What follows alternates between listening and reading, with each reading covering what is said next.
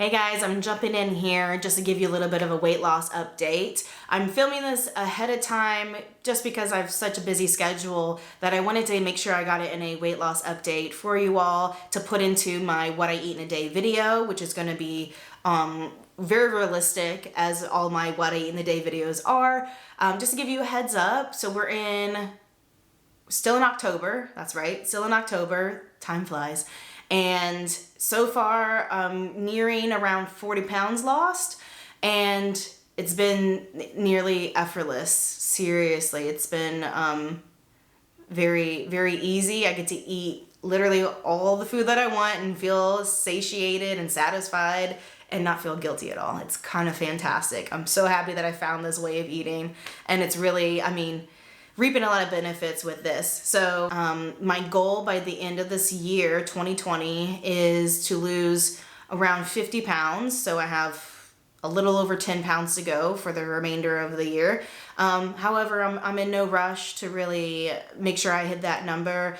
It's really kind of just a goal that I would like to obtain, whether it happens at the end of this year or it happens 6 months from now. I know eventually it's going to happen if I continue to follow down this road. And it's not even an if, because it's definitely, I am following this road with this food. So, slow and steady, eating a high carb, low fat diet that's plant-based really is the best way for me to create permanent, sustainable weight loss. I'll give you guys another update in a few videos from now. Alright guys, so today I decided to use a handful of baby Bella mushrooms and just kind of brushing off the dirt. These are organic mushrooms, so I'm not quite as concerned about the amount of dirt that's on them, and reason being I'm not washing them is because mushrooms in general will absorb a lot of moisture. So once you wash your mushrooms, they tend to absorb a lot of that water and not so much of the flavor after you end up cooking them. So I'm just wiping them off. And before the refinement of packaged foods and pollution, we used to actually get our B12 from organisms in the water and in the soil when we used to not eat factory food. So the fact that it's organic mushrooms, I'm not too concerned about it. And taking half of a red onion and just dicing it up into chunks, and I'll be sauteing these up for breakfast. In a dry saute pan, I'm just going to be adding in the onions and mushrooms, and then I'm just going to dry saute / steam them when I add my lid to it.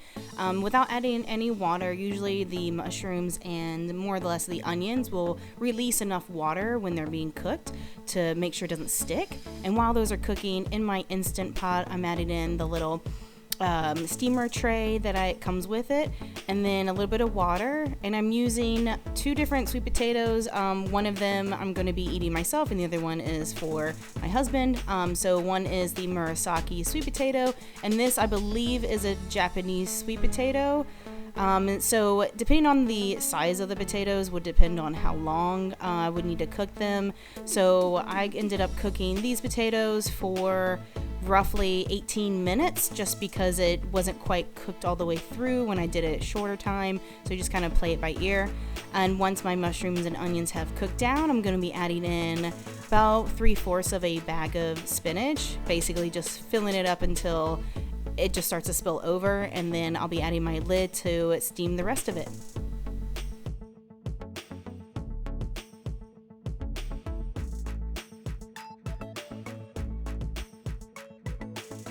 I'm adding in this new multi-purpose umami flavoring I found at Trader Joe's.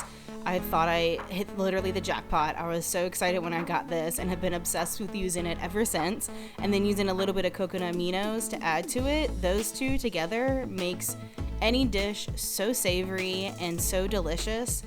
And I could add it to almost everything.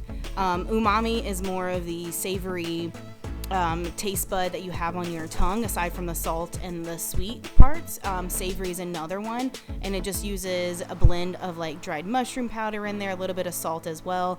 We certainly don't need it, but I just love adding this to all my savory dishes.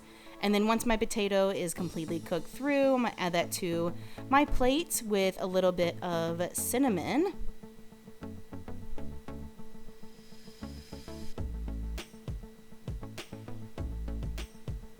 And the texture of this sweet potato, it's a little different than a russet potato. It definitely is a little sweeter for one, but the texture to me is a little bit creamier. And then I have some homemade oil-free granola I'm just gonna add to the top of it, and this will be my breakfast.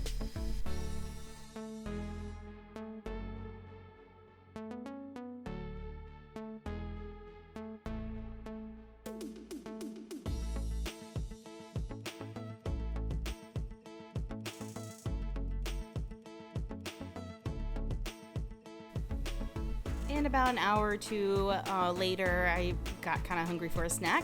So I cut up about a quarter of a honeydew melon and just enjoyed it nice and cold.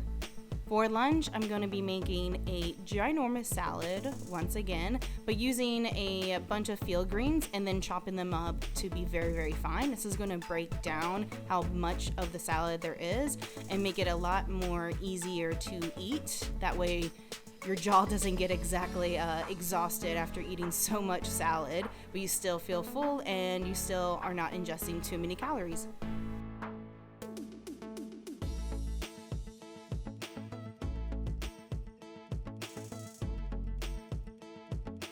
So I'm just really roughly chopping up the salad. I'm really just kind of breaking it down, making it into more bite-sized pieces, ones that will be easy to blend in with the rest of the ingredients and not make it quite so chunky, and make it easier to kind of stuff into my pita later on.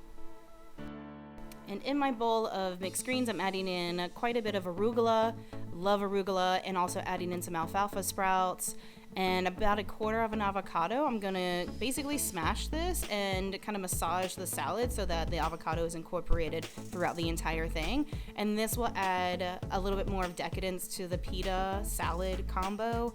And that way I don't have to really add any condiments or any kind of liquid ingredient because this is gonna already be dressed.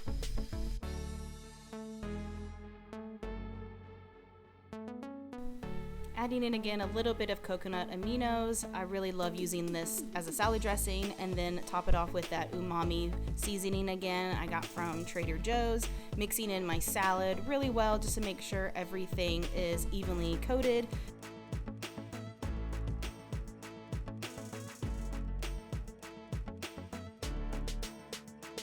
So when I think of making a sandwich, I usually love to just load it up with veggies, creating as much bulk as I can to get me fuller, faster, and that way I'm not feeling guilty about how many calories I'm ingesting because it's mostly all vegetables.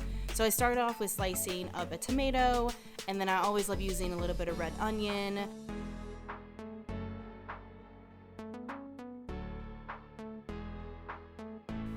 Now, all of these ingredients will not unfortunately fit in my pita pocket, so whatever I have left over, I will just chop up further and add it to whatever I have left over of my salad and just enjoy the rest of that like it's a side salad.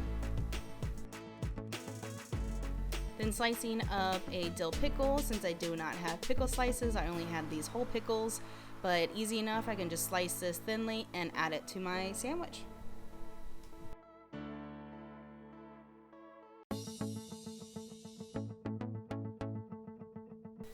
So I've gone ahead and cut my pita pocket in half, and I'm starting to stuff the pita pocket with the base. So I'm adding those ingredients you just saw me slice up to my pita pocket, and then what room I have left over, I will be adding in the rest of my salad and stuffing in as much as I could fit without it completely tearing. And then whatever I have left over, I will just simply eat it as my side salad.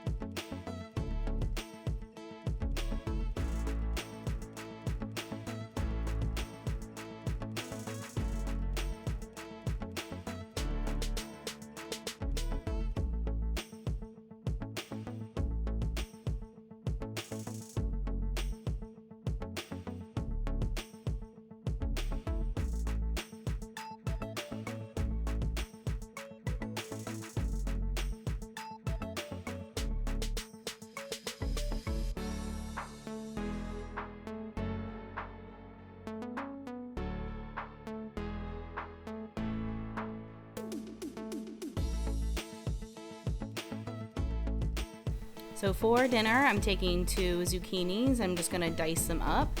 Granted, usually when I make dinner, I make quite a lot of it at once, so I bulk cook, I guess you could say, just enough so that I can enjoy a meal, and then also usually I can get 2 more meals for myself, and then also I have my husband to cook for too, so I make sure I have enough for both of us, and then also have some meals from that dinner for the days to come.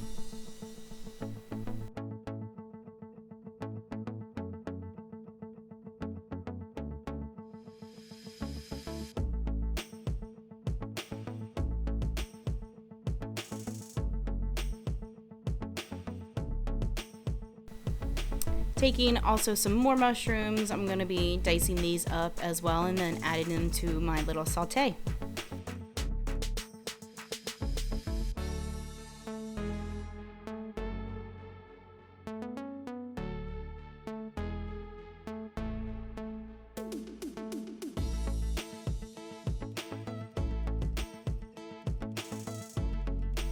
Adding in my chopped up mushrooms to my dry saute pan. I'm adding in the mushrooms first because typically zucchini cooks so much faster. So I'm going to be adding in that a little bit later on. And I'm just going to be adding in also a cup of dried green lentils. And then I would say roughly around 2.5 to 3 cups of water. And it's mostly for the lentils because they do absorb quite a lot. And the mushrooms will just absorb whatever flavor the lentils release. And after that has sauteed for quite a bit and the lentils have kind of like puffed up, I'm going to add in my chopped zucchini so that way it has a little less time to cook before it's completely done.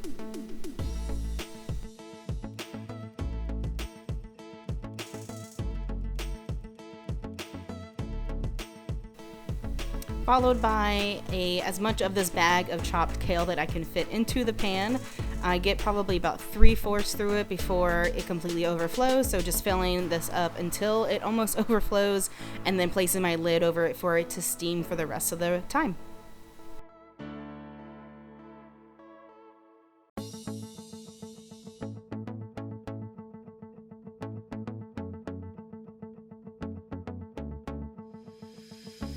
So I made some jasmine rice earlier in the day. I always keep just like a running pot of rice going in our house because we just eat so much of it. So I'm having about 1.5 cups of rice on the side, and usually I'll just end up dumping it into my lentils and just mixing it all up because it's just so much better when it is all mixed up. And then I love to add in again some more coconut aminos with that umami flavoring again.